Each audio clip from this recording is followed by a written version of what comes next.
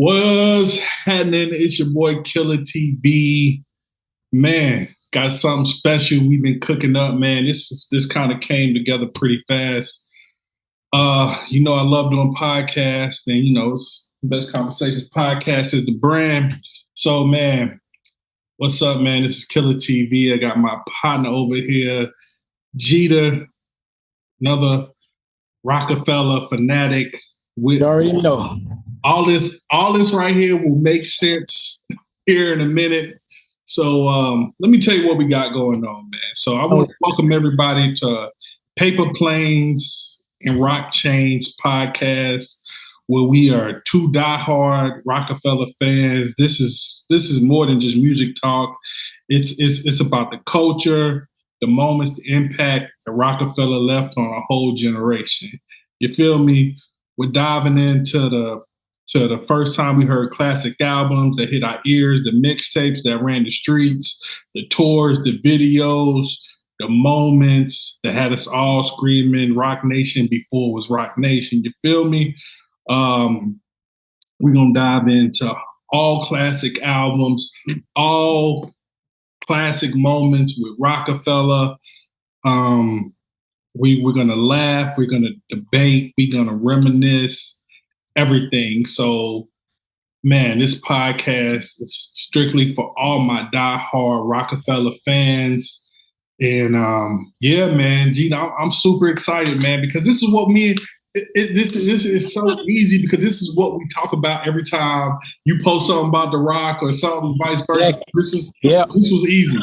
Yeah, it was. I'm glad you reached out to me, man, because I always want to do something, man, dealing with Roc-A-Fella, and seeing everybody always having those debates and stuff like that. I be chiming in, and then they be against me, Then I gotta try to bring facts to them, man. I'll be like, let's talk. Let's talk,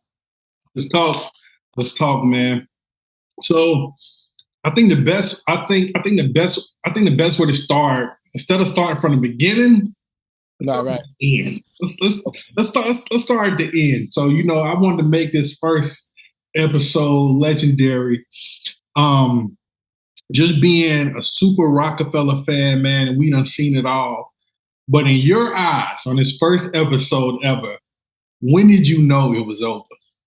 Honestly, man, I couldn't even tell you, man, because back then, what was like 2004 when it kind of split up, or when it was pretty much done, we really didn't have social media like that. It was just like MySpace, a little bit of Facebook. Right. So you really didn't know unless you got a magazine. That's how I found out when I had when I got the magazine with Dame and Jay and the zipper split down the middle. Mm-hmm. That's when I said, "Oh shit!" So, of course, I try to get like every magazine that had something dealing with Roc-A-Fella or had something in there dealing with Roc-A-Fellas, and then that's when I started reading about that, and then I was just like, oh man, it really hurt me, and then I had seen Dame Dash come out with his reality show.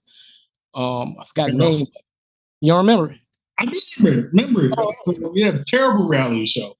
Yeah, so it was just like Dame Dash Music Group, Roc-A-Fella, and of course he had like MOP, Rel, Owen Sparks, and it was just like I ain't like it. But then I realized it was pretty much over.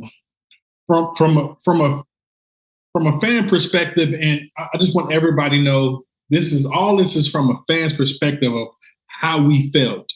This is when I knew it was over. This is when I knew it was over, right? When they rolled out the Young Guns and the Memphis Bleak out. This is after the official Dame Dash Jay-Z split, right?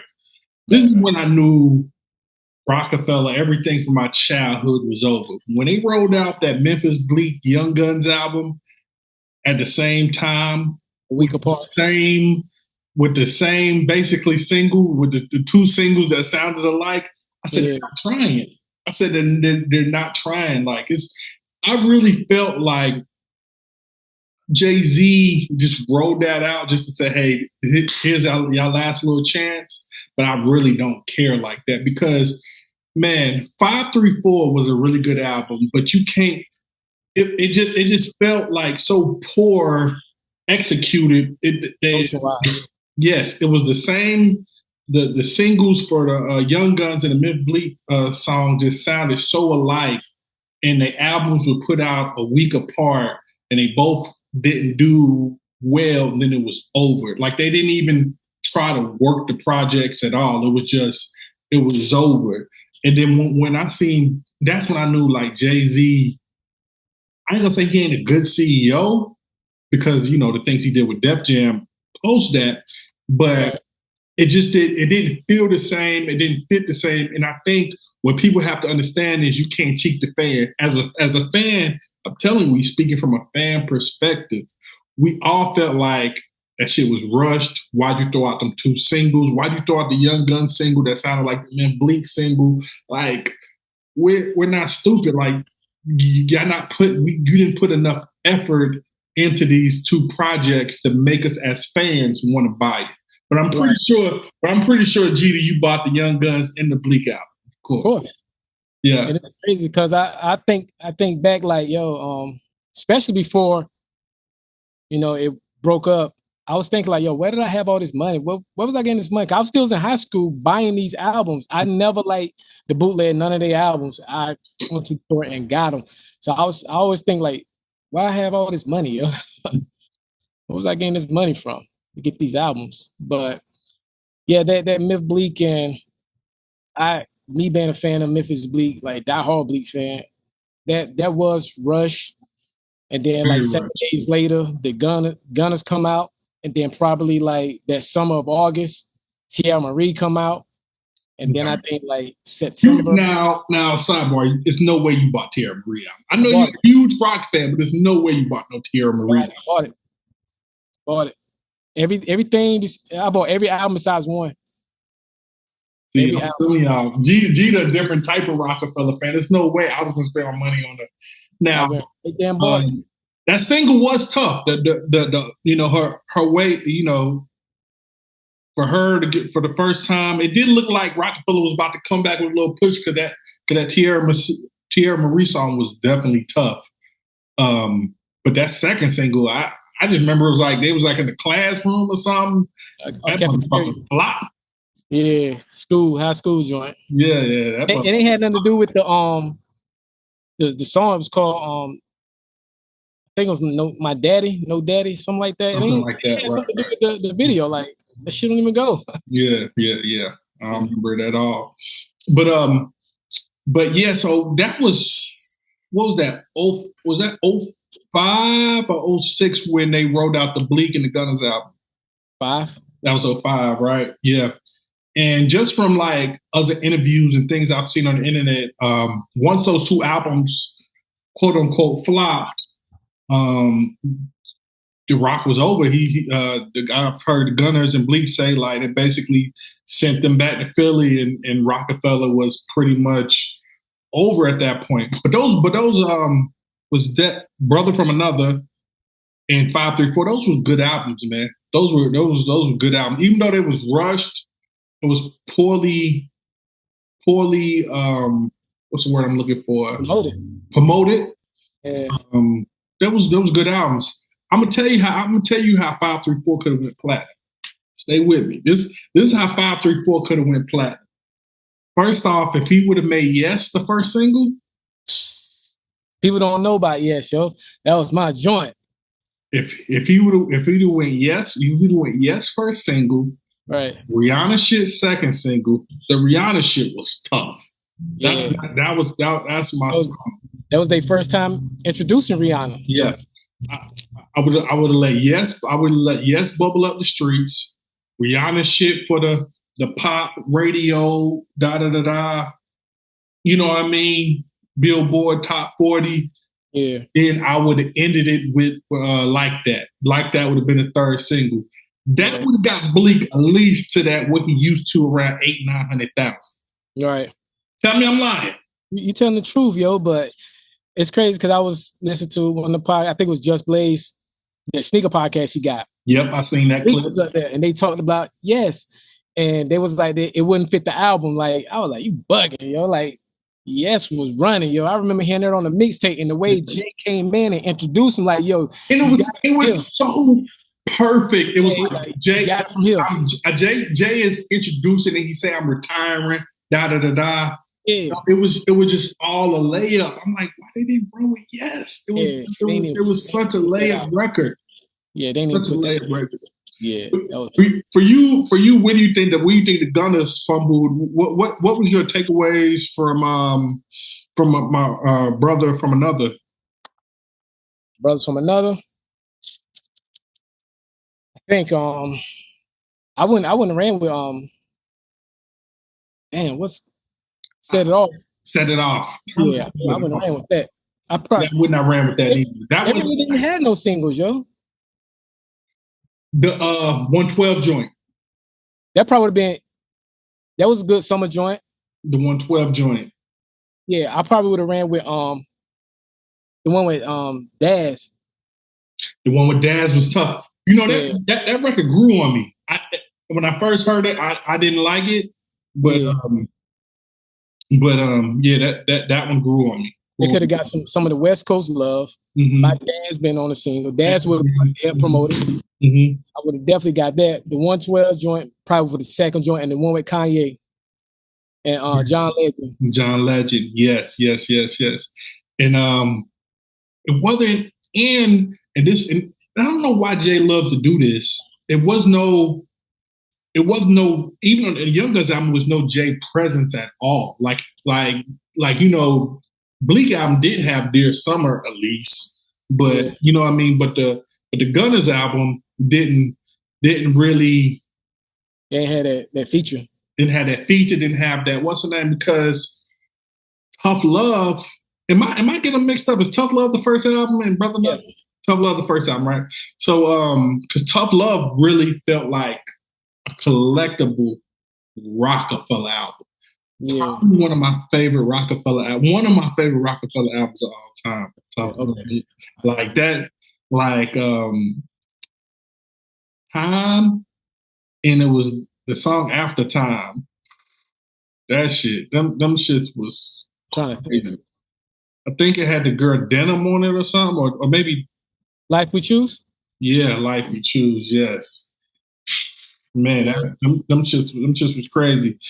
But back to like I was saying, like when they rolled out them two singles the same way, I was like, this is really over, man. This is really over. And then Roc-A-Fella tried it again with the Freeway album, but that didn't feel like a Roc-A-Fella album. Then then Beans the something, whatever Solution.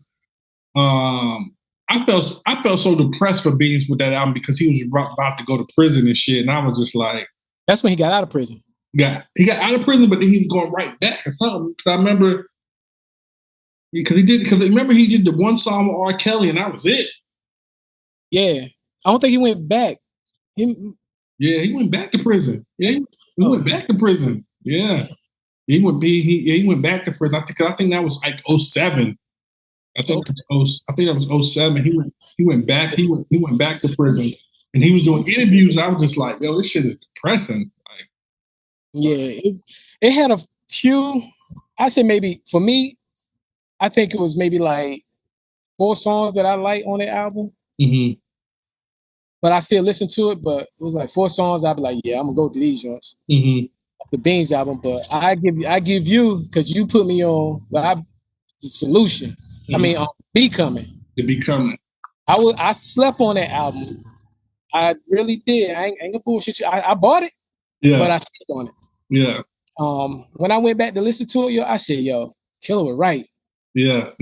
Shit hidden, before he went to prison. Yeah, it's hidden.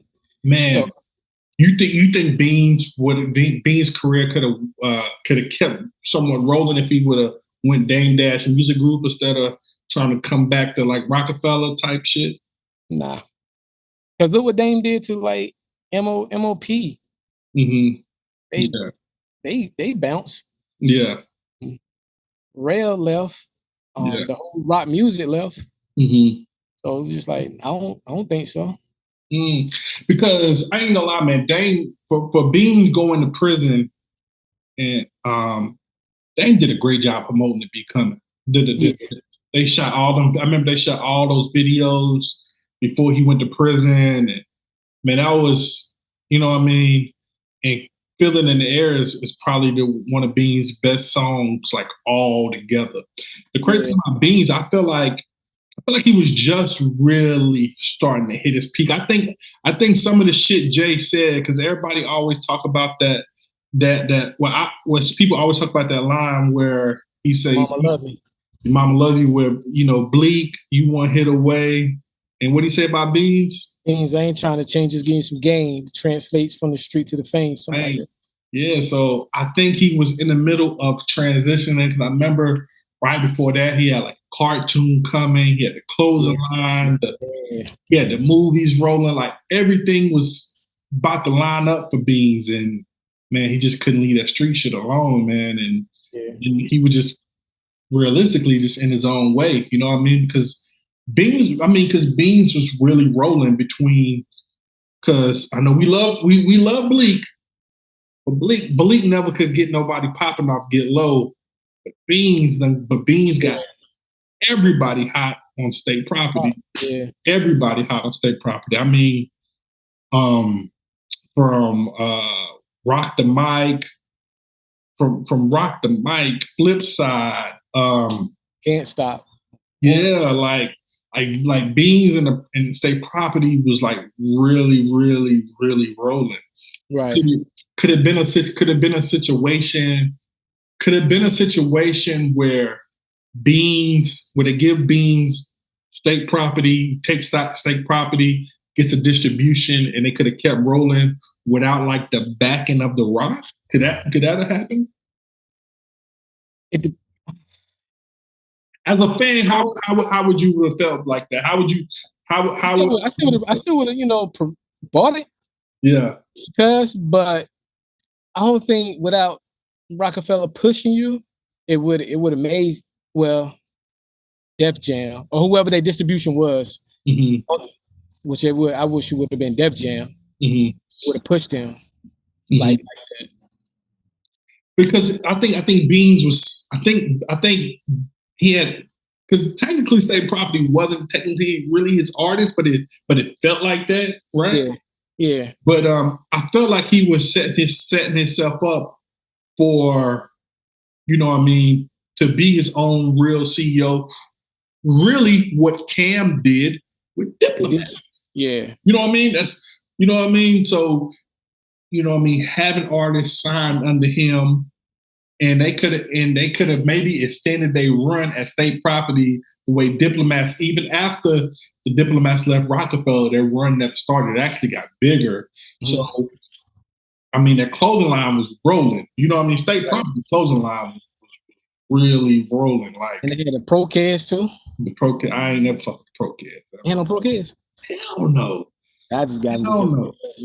I ain't never had no Pro Kids. I never seen a nigga with Pro Kids on ever in my life. Ever. One thing I regret is I never got the S. Carter shoes. Never. I had plenty of those. I had plenty? Yeah, I had probably like 4 or 5 pair, yo. I had a 3 pair that looked like Gucci. The Gucci ones, yeah. Them was the 5. Then I had a basketball pair that Jamal Crawford was wearing. Yeah. I had 2 basketball pairs. So yeah, I had and then I had a tennis joints that I had 2 pairs. I had like 7. Man, I had a lot. I had a lot. Never had a lot of Roc-A-Wear, a lot of state property. Never had a CEO shirt. Nah, I never had one of those. It was exclusive. So I mean, towards the end of Roc-A-Fella, I remember we as fans, we had one little bit of hope left. I'm gonna tell you the little bit of hope we thought the Roc was coming back when everybody was in the What's the Name video, the joint from American Gangster, Jay-Z's video.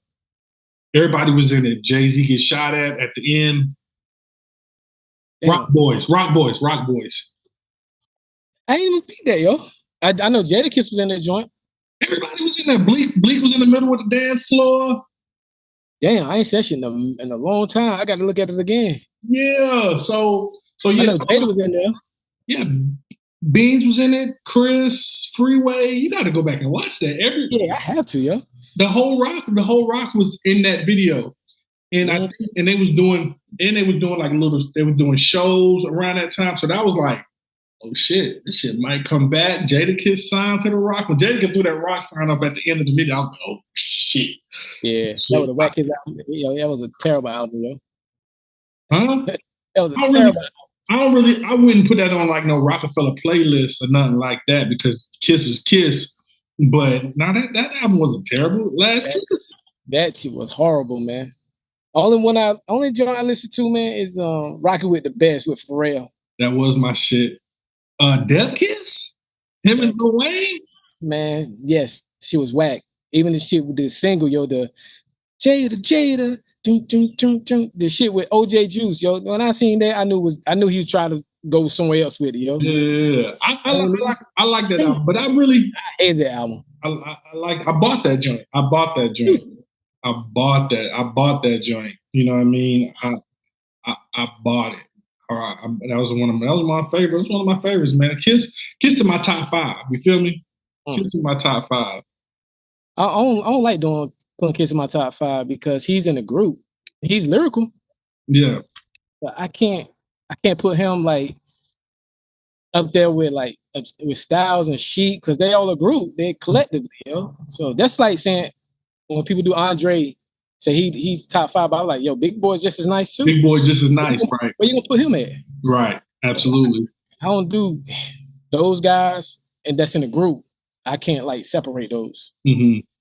So I just like because I like Sheik better than all of them. That's just me. I like the Silverback Gorilla. Sheik always been I always like Sheik. I always like Sheik as a person, but I've never even listened to a whole Sheik album before, except for a Locks album, but I never listened to a Sheik album. You know what I mean? That never was for me. How do you think Roc-A-Fella could have extended their run? Like, is it? Because, like I said, we starting at the end. Let me ask you this: do you feel like they left meat on the bone? Like, you feel like they left you feel like they left some shit out as a fan? Do you feel like they left? Did they get everything they were supposed to get? Did they leave some shit? I mean, as a fan, they left a lot because we didn't get a 15-20 year run. We really got maybe not even about like a 10-year run.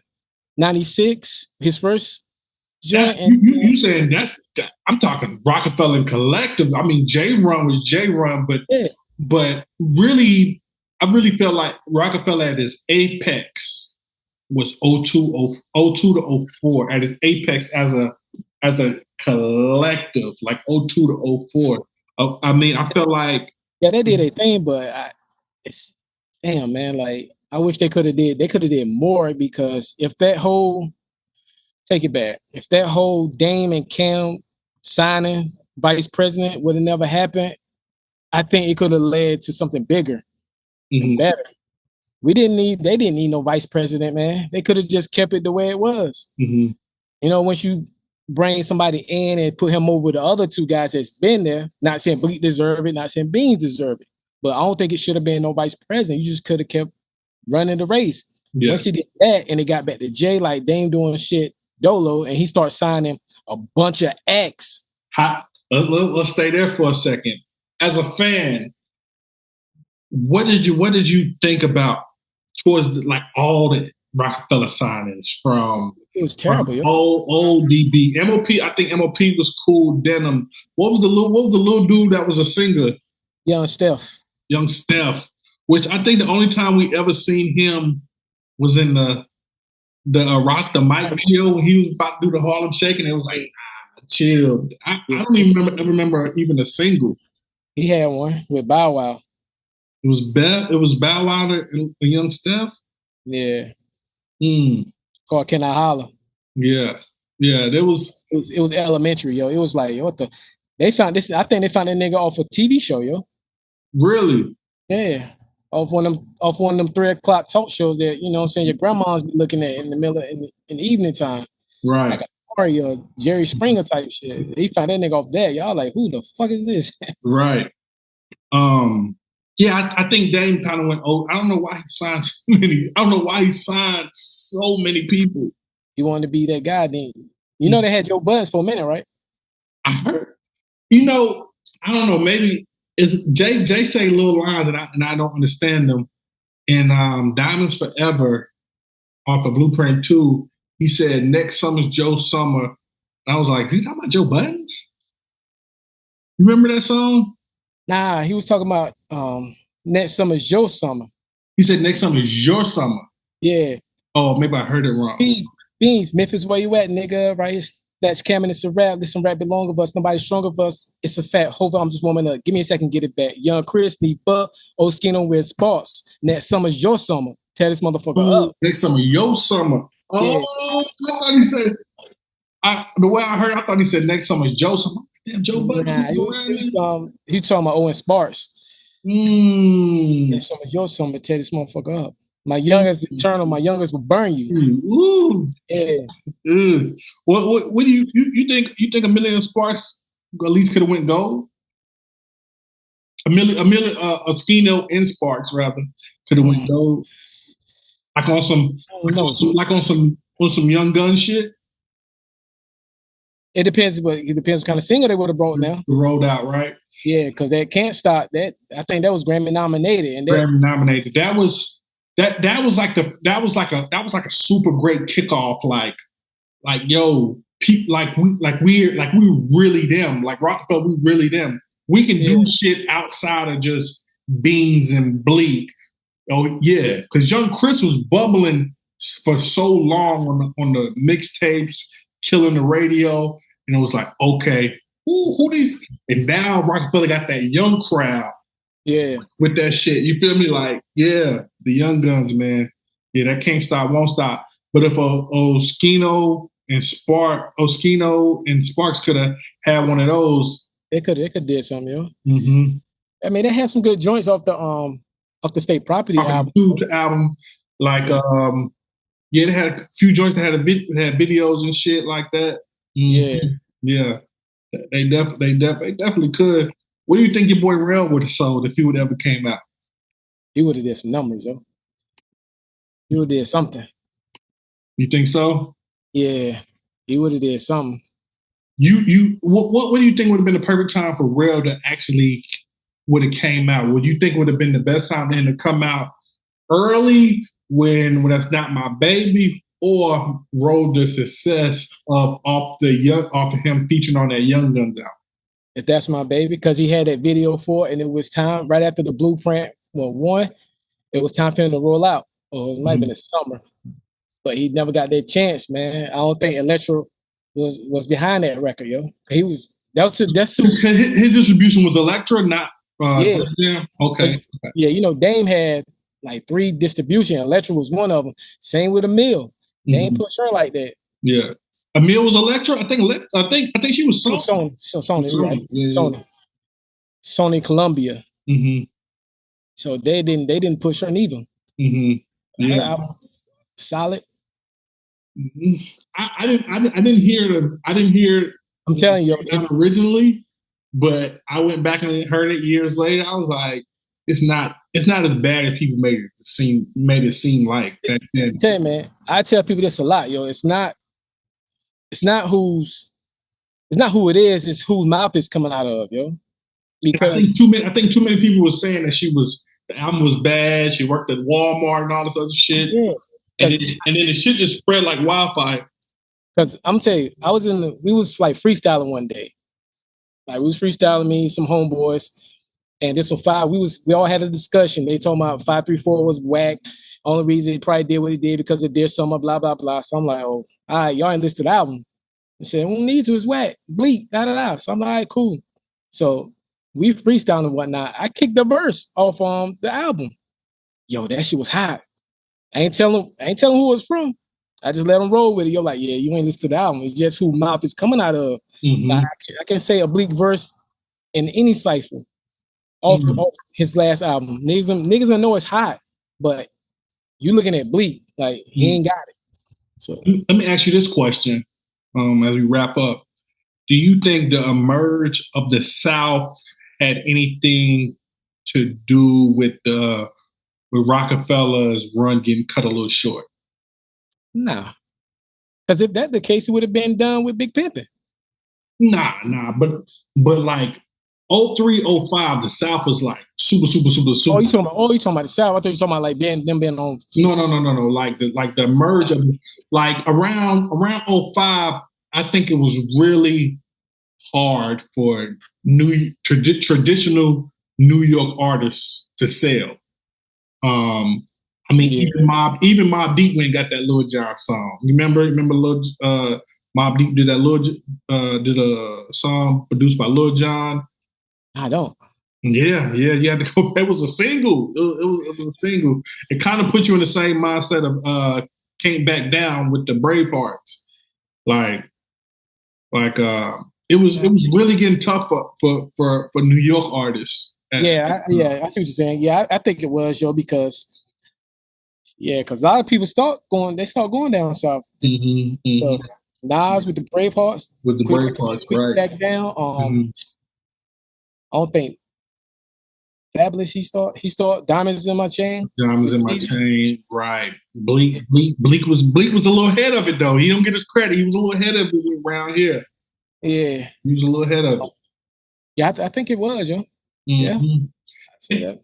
It was just I mean, as we close, man, it was just a weird time in music altogether. You know what I mean? 05, people bootlegging like a motherfucker, you know what I mean? And so I think both of those albums, 534 and Brother from Another, I think they both sold 30,000 first week, which nowadays that'd be kind of good, you know what I mean? Like niggas would keep it rolling, but I guess back then, like 30,000, they just was like, fuck the album, like, you know what I mean? On to the next thing.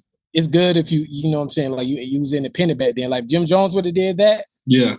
Some thousand back then on Koch, he would have been bubbling. Crazy bubbling.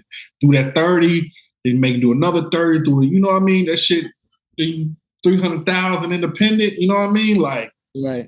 You know what I mean? Yeah, man. But what do you want to get accomplished with this pod, man? It's your first time jumping. I've been in this pod space a minute, man. But man, what are you looking forward to, Geda, for the people with this podcast and us telling this classic Roc-A-Fella shit and also people getting to know you? Yeah, I want people to tune in, check us out, man. Like I haven't never done this podcast, but I've been on a few podcasts, but haven't, co-partnering with you, yo. I want people to check us out. I want fans to tap in. I want people that's not even fans to tap in. If you heard this podcast today or whenever you post it, whenever you hear it, if you got an issue, you know what I'm saying, you want to be on it, you want to talk your spill, hey, we'll put you on. If you want to debate, let's go. I love the debate. You know what I'm saying? We can talk about Takeover. We can talk about Ether. We can talk about the Blueprint 2. We can talk about, what's that? Restore and Rebuild. Restore and Rebuild. We can talk about the battles. We can talk about State Prop versus the Lost. We can talk about Diplomats versus Jay-Z. We can talk about all that. I'm with it. Like, this is gonna be a good podcast, man, for all my rock fans, man. I think I'm the biggest Roc-A-Fella fan in the world, man. Like, yeah. I wouldn't even debate that, man. You bought Chris John. Chris John. Yeah. You bought Chris John. Like, who does that? And you know what I'm saying? I bought that. I ain't bought it when it came 97. I bought that probably like in maybe like 2000. Oh shit. I knew they was on the label, but every time I try to go to FYE get the album, and it was never there. So somebody told me, "Yo, you can order it," and they just ship it to you. So by 2000, I did that. Yeah, we got to do a whole, and then when that episode, we got to do a whole list of the Roc-A-Fella cousins, like what happened, why they won't quite rock, like the Rangers, Source Money, Yeah, it's a lot of those, man. We're gonna have a lot of fun, man. With this, we're gonna have a lot of fun with this pod. Like you said, man, this pod is for all my Roc-A-Fella fanatics, the whole Avengers, as they call some of us, man. So, man, make sure y'all subscribe, tap in. We're gonna do this once a week. It's probably drops around probably every Tuesday, Wednesday. Man, Geda, just be geared up, man. We're gonna have some fun, man. We're gonna get some fans, and we're gonna do our thing, brother.